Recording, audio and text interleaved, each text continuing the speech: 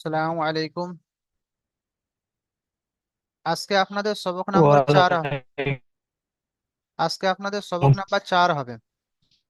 ইতিপূর্বে আমরা সবক নাম্বার 3, 2 পড়েছিলাম। তো সবক নাম্বার 3-এ যুক্তাক্ষর পড়েছিলাম। হাসানুল হক ভাই, আপনি লেখার উপরে কি স্ক্রিনের উপর দাগ কাটছেন যে?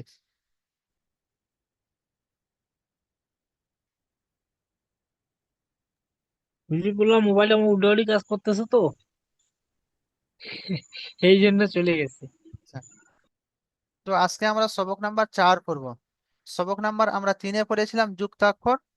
তো ওখানে কিছু আপনার হয়েছিল, আর আজকে সবক নাম্বার 4-এও কিছু হবে। বাকি যে অবশিষ্ট রয়েছে এখানেই পড়া হবে। দেখেন, ইতিপূর্বে আমরা ত আর আগে পর্যন্ত পড়েছিলাম।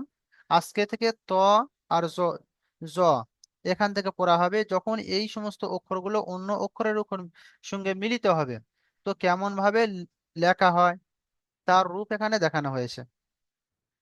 দেখেন, ত আর জ আমরা পড়েছিলাম। ত আর জ যখন পৃথক পৃথক লেখা হয় আমরা এই আকৃতি পড়েছিলাম। এই তকে যখন আমরা অন্য অক্ষরের সঙ্গে মিলিয়ে পড়ব, জকে যখন আমরা অন্য অক্ষরের সঙ্গে মিলিয়ে পড়ব, তার রূপ কেমন হবে লেখার মধ্যে সেটা এখানে দেখানো হয়েছে। দেখেন, এখানে আপনার পাঁচটা, চারটে পাঁচটা উদাহরণ দেওয়া রয়েছে। তো প্রথম উদাহরণে দিয়েছে, দেখেন, ত বা। ত যখন শুরুতে আসবে তখন আকৃতি এই থাকবে, ত বা। এর নোক্তা পরিবর্তন করে আপনি কি করতে পারেন? জ বা। নোক্তা পরিবর্তন করে জ, নুন, জ, তা। তিনটে নোক্তা দিলে জ, সা। এইভাবে নোক্তা পরিবর্তন করে আকৃতি একই থাকবে, নোক্তার পরিবর্তন হবে। ঠিক অনুরূপভাবে দেখেন, জ, ফা। জ যখন শুরুতে আসবে শব্দের, তার আকৃতি এরকম হয়, জ, ফা। তো এখানে নোক্তা পরিবর্তনকে আমরা আগে জ, কফ করতে পারি। ফায়ের উপরে এক নোক্তা, ঠিক ফায়ের উপরে যদি দু নোক্তা দেওয়া হয় সেক্ষেত্রে কফ হয়ে যাবে। তারপরে দেখেন, এ দুটো উদাহরণ দেওয়া হয়েছে। ত, জ লেখার শুরুতে যদি আসে তার আকৃতি হবে এরকম। এবারে মনে করেন ত বা জ আপনার লেখার মাঝে এলো, সেক্ষেত্রে বা শেষে এলো, সেক্ষেত্রে আকৃতি কেমন হবে? দেখেন এখানে কফ ত। এখানে ত এসেছে শব্দের শেষে। যখন শব্দের শেষে ত আসে তার আকৃতি এমন হয়, যেমন কফ ত। তাহলে আপনার শব্দের শুরুতে ত আসলে তার আকৃতি দেখানো হয়েছে, শব্দের শেষে আসলে তার আকৃতি দেখানো হয়েছে। এখানে দেখেন, হা, ত, আলিফ। এখানে তকে যদি শব্দের মাঝখানে আসে তাহলে কেমন করে লিখতে হবে তার আকৃতি দেখানো হয়েছে। এ হচ্ছে হা, ত, আলিফ। তো শব্দের মাঝখানে আসলে এইভাবে লেখা হবে। ঠিক অনুরূপভাবে আরেকটা দেখানো হয়েছে, বা, জ, নুন। এখানেও দেখেন, ত অথবা জ যদি শব্দের মাঝে আসে তার আকৃতি কেমন হবে। তো এখানে দিয়েছে বা, জ, নুন। তো এখানে পাঁচটা উদাহরণ দিয়েছে। প্রথম দুটো উদাহরণ দেওয়া আছে ত, জ শব্দের শুরুতে আসলে কেমন হবে। দ্বিতীয় উদাহরণটা দেওয়া আছে, এটা শব্দের শেষে ত বা জ আসলে কেমন আকৃতি হবে। আর লাস্টের যে দুটো উদাহরণ দেওয়া রয়েছে, যে ত অথবা জ যদি শব্দের মাঝখানে আসে তার আকৃতি কেমন হবে।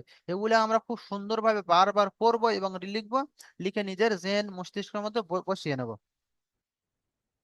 তারপরে দেখেন, আইন আর গাইন। যখন আমরা আইন আর গাইনকে আলাদা আলাদা করি তার আকৃতি এই থাকে। এবার আইন আর গাইনকে যখন অন্য অক্ষরের সঙ্গে মিলানো হবে তার আকৃতি কেমন হয় দেখেন, বা, আইন, দাল। এখানে আইনকে শব্দের মাঝখানে নিয়ে এসছে। যখন আইন অথবা গাইন শব্দের মাঝখানে আসবে তার আকৃতি ঠিক এই রকম হবে, বা, আইন, দাল। ঠিক এখানে যদি আইনের উপরে আমরা নোক্তা দিয়ে দিই তাহলে হয়ে যাবে বা, গাইন, দাল। দ্বিতীয় উদাহরণ দেখেন, গয়েনকে বা আইনকে শব্দের শুরুতে আনলে তার আকৃতি কেমন হবে। শব্দের শুরুতে আনলে গয়েন বা আইন, তার আকৃতি এমন হবে, গয়েন, কাফ, আইন, লাম। শেষে দেখেন সদ, আইন। তো এখানে আইন আর গয়েনকে তিন জায়গায় রাখা হয়েছে। দেখেন, প্রথম উদাহরণ দিয়েছেন, আইন অথবা গয়েন শব্দের শুরুতে মাঝে আসলে তার আকৃতি এইরকম এইভাবে লেখা হবে। আইন অথবা গয়েন শব্দের শুরুতে আসলে তার আকৃতি এইভাবে লেখা হবে, আর আইন অথবা গয়েন শব্দের শেষে আসলে তার আকৃতি এইভাবে লেখা হবে। তো এগুলো আমরা সম্পূর্ণ জেনের মধ্যে, মস্তিষ্কের মধ্যে বসিয়ে নেব। তারপরে দেখেন ফা আর কফ আলাদাভাবে হলে ফা আর কফ এই আকৃতি হচ্ছে। যখন ফা আর কফকে অনুরূপভাবে অন্য অক্ষরের সঙ্গে মিলানো হবে, সেক্ষেত্রে আকৃতি কেমন হয়? দেখ না, ফা ওয়াও, শুরুতে শব্দের শুরুতে ফা হলে তার আকৃতি হবে এই, যেমন ফা ওয়াও, কফ লাম। যখন শব্দের শেষে ফা আসবে, সেক্ষেত্রে লেখা হবে এইভাবে, লাম ফা। তৃতীয় মিসাল দেখেন, ফা আর কফ শব্দের শুরু অথবা মাঝে যদি আসে, তো ফা কফ লাম। ফা তো শুরুতে আসলে এই আকৃতি দেখানো হয়েছে। এবারে যদি শব্দের মাঝে আসে, তাহলে এইভাবে আমরা লিখব। নোক্তার পার্থক্য, এখানে ফায়ের জায়গায় আরেকটা নোক্তা দিয়ে দেন, দিলে আপনার কফ কফ লাম হয়ে যাবে।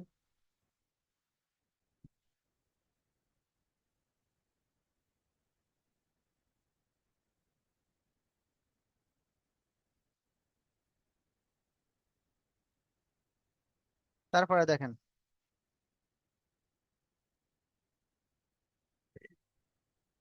কাফ, যখন কাপ আলাদাভাবে লেখা হয় তার আকৃতি এই। যখন কাপকে অন্য অক্ষরের সঙ্গে মিলানো হয়, যেমন কাফ বা, কাপ শব্দের শুরুতে আসলে লেখার ধরন এভাবে হবে। তারপরে দিয়েছে জিম সা কাপ, কাপ যদি শব্দের শেষে হয়, তার আকৃতি এই ধরনের হবে। শুরুর আকৃতি এই, আর শেষের আকৃতি এই।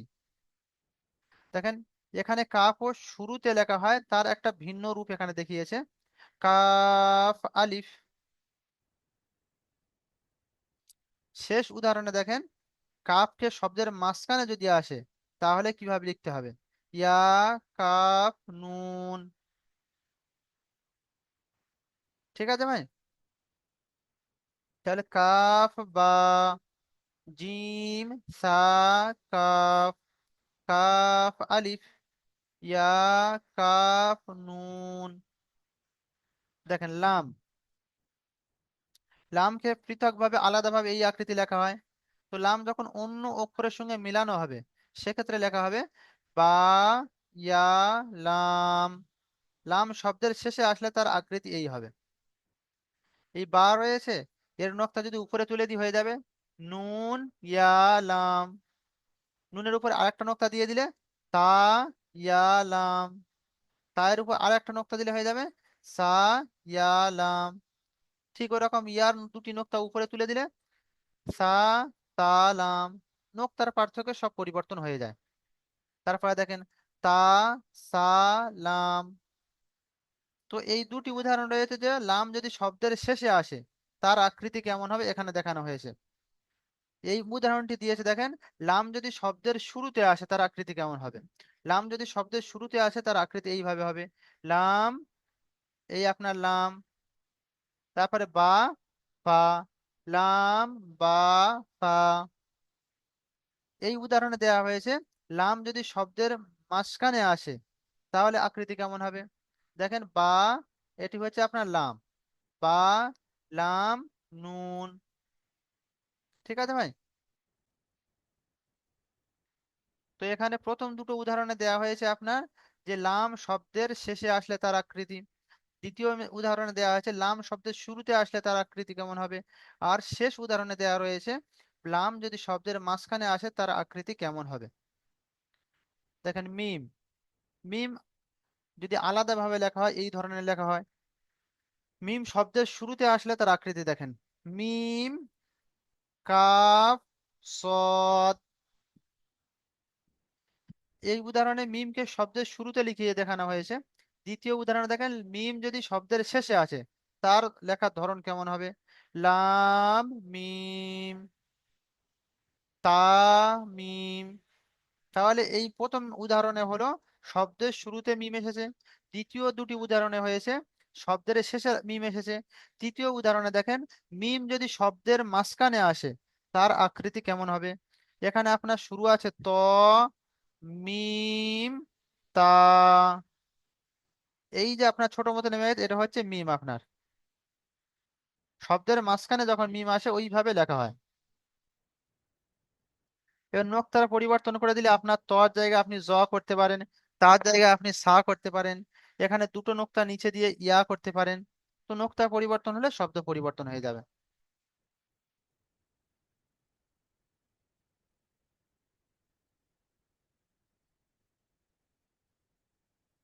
তারপরে দেখেন, তা আর হা, একে গোল তা বলা হয়। এই তাকে গোল তা বলা হয়। আর একটা তা আমরা পড়েছি, এই আলিফ বা তা, আলিফ বা তা, একে লম্বা তা বলা হয়। আর এই তাকে গোল তা বলা হয়। যখন নোক্তা বিহীন হবে তাকে হা বলা হয়। আর যখন দুটো নোক্তা থাকবে তাকে তা বলা হয়। তো এই দুটো অক্ষর যখন অন্য অক্ষরের সঙ্গে মিলানো হবে তার আকৃতি কেমন হবে দেখেন। বা, তা, ইয়া, হা। এখানে নোক্তা দিয়েছে বলে তাহা, আর এখানে নোক্তা নেই বলে হা। এখানে যদি নোক্তা দিয়ে দেওয়া হয় তাহলে হয়ে যাবে ইয়া, তা, বা, তা, ইয়া, তা। ঠিক অনুপাত তা, হা।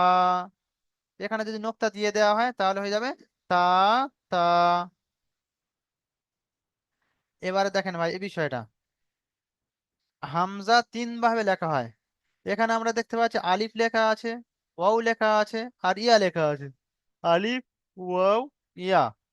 প্রত্যেকের উপরে একটা ছোট ছোট হামজা দেওয়া আছে। এই যে হামজাটা, প্রত্যেক অক্ষরের উপরে হামজা দেওয়া আছে। আলিফের উপরে হামজা দেওয়া আছে, ওয়াওয়ের উপরে হামজা দেওয়া আছে, ইয়ার উপরে হামজা দেওয়া আছে। তো এই হামজাকে এইভাবে তিন ধরনের ভাবে লেখা হয়। যখন আলিফের উপরে হামজা থাকবে তখন আমরা পুরোটা একে আমরা হামজা পড়বো কোরআন শরীফে যখন আসবে।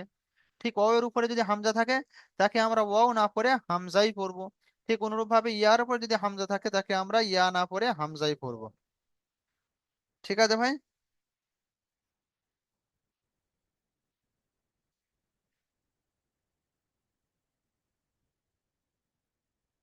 যদি কোনো সাথী ভাইয়ের কিছু বুঝি না আসে বলেন, যে কোনো জায়গায় বুঝে আসেনি।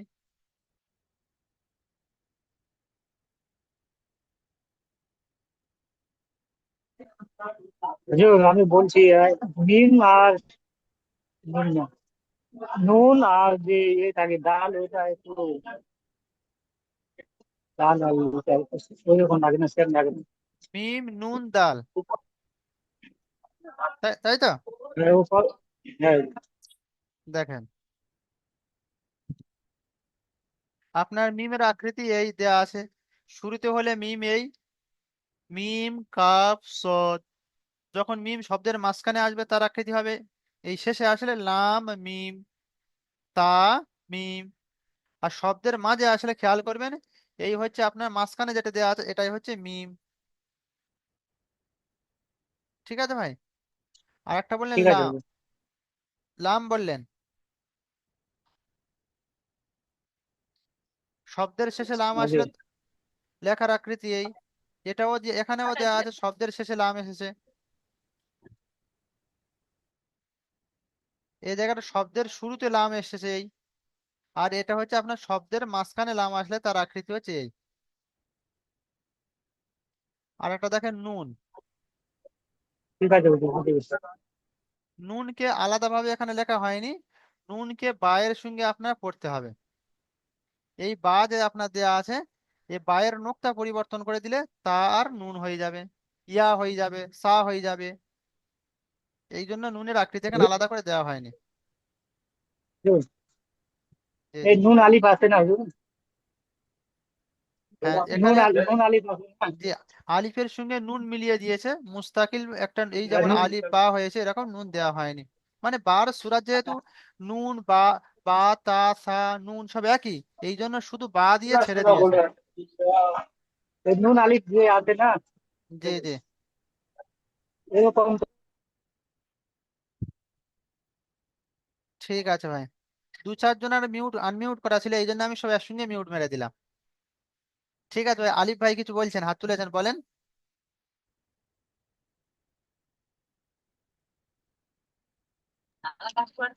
জি আসসালামু আলাইকুম, বলছি যে এগুলানে যে টান আছে তিন টান বা এক টান, সেগুলো সেভাবে টানতে হবে তো? জি অবশ্যই। এখানে আপনাদের বোঝানোর জন্য আমি তাড়াতাড়ি পড়ে দিয়েছি, কিন্তু যেখানে যতটুকু টান আছে ততটুকু টান দিয়ে আমরা পড়বো। হ্যাঁ, যেমন আপনি ওটা দেখান, লাম আছে, লামে যেমন তিন টান আছে, কাপে যেমন তিন টান আছে, সেগুলো তো তিন টান দিয়ে পড়তে হবে সব। জি জি অবশ্যই, যেখানে যতটুকু টান রয়েছে ততটুকুই হ্যাঁ, টান দেব। আপনাদের বোঝানোর জন্য যে এখানে আমি যেটা টান তাড়াতাড়ি আছে করে দিই। সেইভাবে টান দিয়ে। জি জি। হ্যাঁ, জি, ওকে ওকে। জি আপনি প্রথম লাইনটা পড়েন তাহলে ভাই।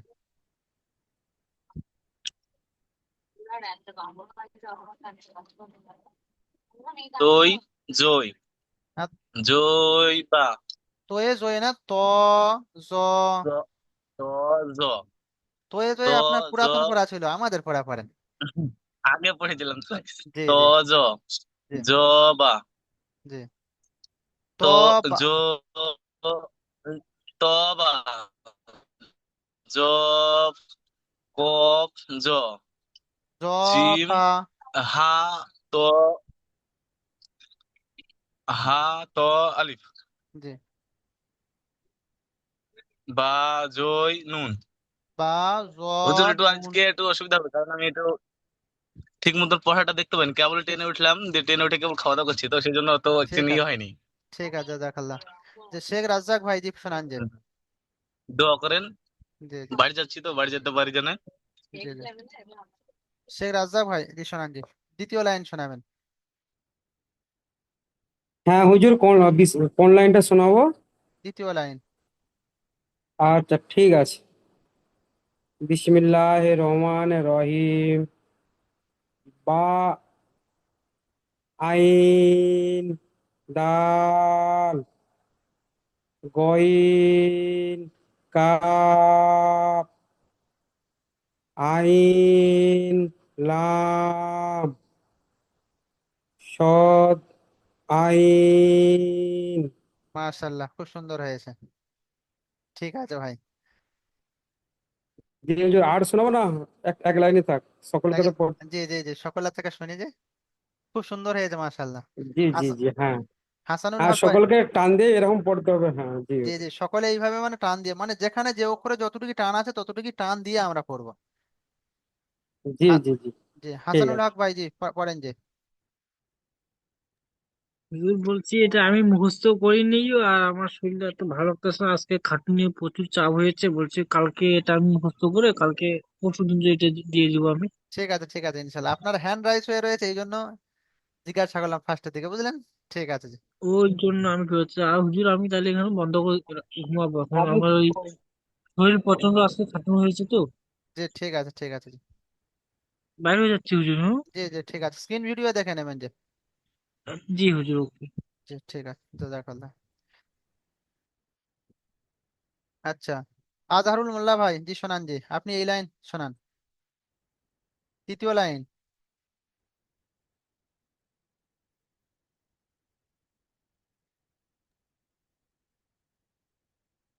তৃতীয় লাইন।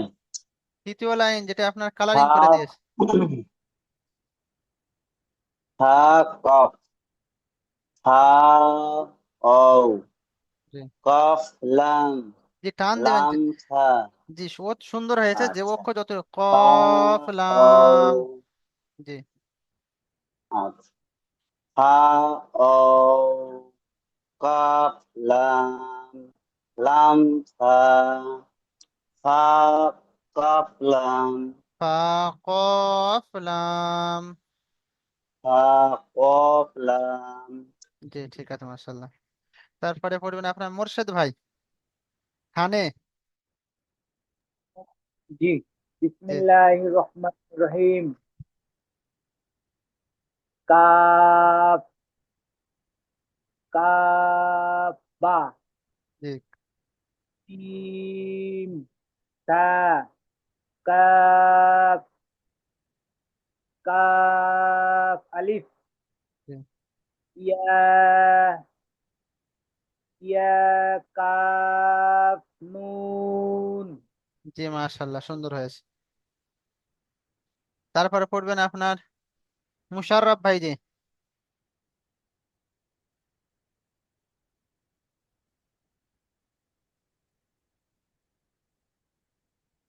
কোনটা লাইন পড়বো হুজুর? জি চতুর্থ লাইন যেটা আপনার কালারিং করে দিচ্ছি, তার পরের লাইনে জি। কোনটা লাম? লাম, তা, বা, তা, লাম, বা তা, ইয়া লাম। বা, ইয়া, লাম, জি। তা, সা, লাম, লাম, বা, থা, লাম, তা, লাম, নুন। হুম, বা লাম নুন। একটু কনফিউজ হচ্ছে আপনার, লক্ষ্য রেখে আরো আপনি দু চারবার লিখবেন, লিখলে আপনার কন্ট্রোলে চলে আসবে, হয়েছে আরো ভালো হবে এই আর কি। একটু কনফিউজ হচ্ছে যে কি পড়বো না পড়বো। ঠিক আছে ঠিক ভাই। আছে বুঝি। তারপরে পড়বেন আপনার এনামুল ইসলাম ভাই।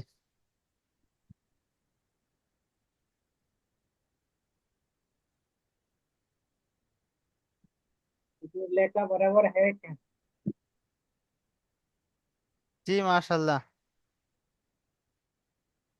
জি সুন্দর আসসালামু হয়েছে। আলাইকুম। জি মোর্শেদ ভাই সুন্দর হয়েছে, দেখতে পেয়েছি। আচ্ছা, কাকে বললাম? এনামুল ইসলাম ভাই, জি পড়েন।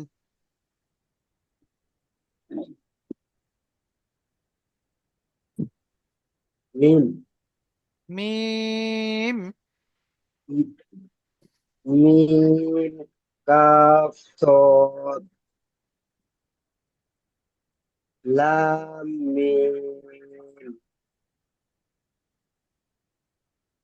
তা, মিম, तो সদ, সদ, মিম, বা, তা। জি ঠিক আছে মাশাল্লাহ। এদারুল হুসাইন ভাই, জি পড়েন।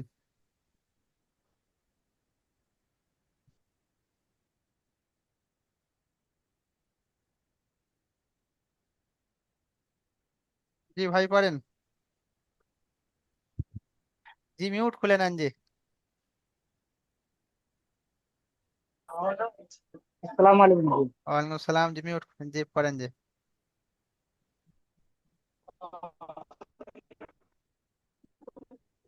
এটা নিশ্চয়ই পড়বো বা তা। জি জি। জি, শুনতে পাচ্ছেন? জি জি পড়েন জি। বা তা, শোনা যাচ্ছে না হুজুর? জি শুনতে পাচ্ছি, পড়েন। বা তা, বা তা, হুজুর, জি শুনতে পাচ্ছি, আপনি পড়েন, শুনতে ইয়া, পাচ্ছেন। ইয়া, হা, জি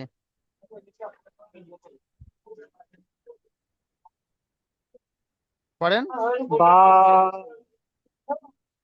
তা, হা। ভাই একটু কনফিউজের মধ্যে রয়েছেন যে কি পড়বো না পড়বো, আর একটু মানে কনফিডেন্স নিয়ে পড়বেন, মানে আরো দু চারবার পড়বেন, পড়লেন আপনার। জি মাশাল্লাহ, ঠিক বাকি আছে। ঠিক আছে। জি। ফারুক মন্ডল ভাই, জি আপনি পড়েন জি, এই লাইনটি যেটা কালার করে দিলাম।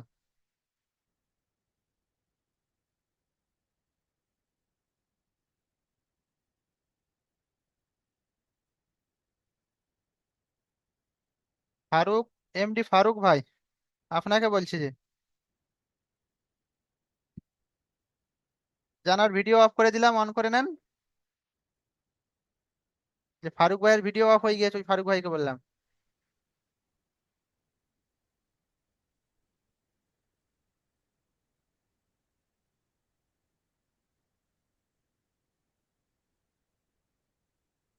আচ্ছা, তারপর রাজেশ সরকার জি। জি, জি আসসালামু পড়েন। আলাইকুম ওয়া রাহমাতুল্লাহি ওয়া বারাকাতুহু। ওয়ালাইকুম আসসালাম ওয়া রাহমাতুল্লাহি ওয়া আউযু বারাকাতুহু। বিল্লাহি মিনাশ শাইতানির রাজিম। বিসমিল্লাহির রহমানির রহিম। এই লামেরটা বলবো তো? জি লামেরটা। বা,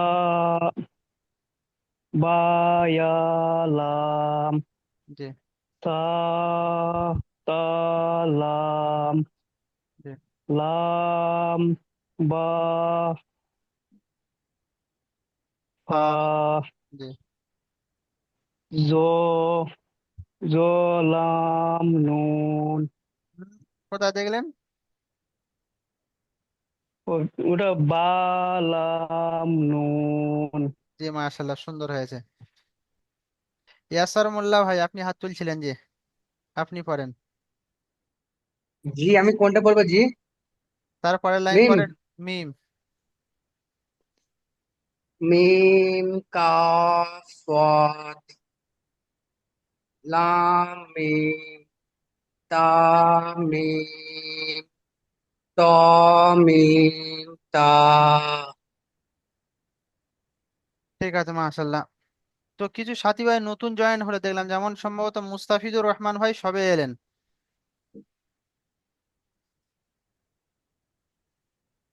তাই তো ভাই? হ্যাঁ ভাই। একটু চেষ্টা করুন